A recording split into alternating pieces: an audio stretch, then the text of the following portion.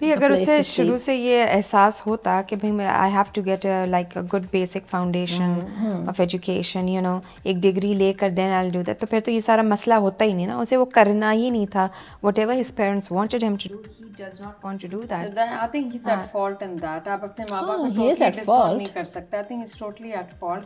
और फिर वो माया के जो पेरेंट्स हैं, वो अम्मा भी थोड़ी आई थिंक बिल्कुल ही वो खिसक गई हैं बाप से कि भैया आप में उसको सपोर्ट करना चाहिए। तो फादर कहते हैं ना भाई वो है क्या, कर क्या रहा है, कहाँ रह रहा है, क्या पढ़ेगा, क्या करेगा, रोड पे गाने गा रहा है ना, फिर तो वहाँ के लिए आप उसको टाइम दें। टाइम तो मेरे ख्याल है काफ़ी एपिसोड्स दे दिए हमने उनको। तो आई थिंक थोड़ा बहुत जैसे कहते हैं ना हर ड्रामे में कुछ ना कुछ तो होता है।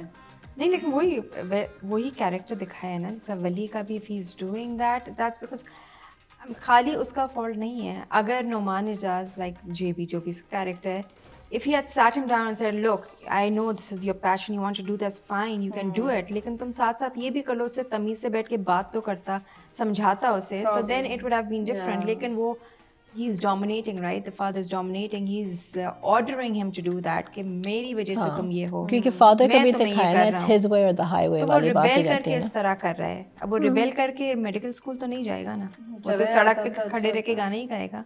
हाँ आई गेस और ये जब अगर पता है- तमीज से समझाता तो शायद वो दोनों कर लेता। अगर उसे मेडिसिन से तो दिखाया इंटरेस्ट भी नहीं था, नहीं बाप की रेगुलर कुछ जबरदस्ती भी पढ़ाई था। कर लेना।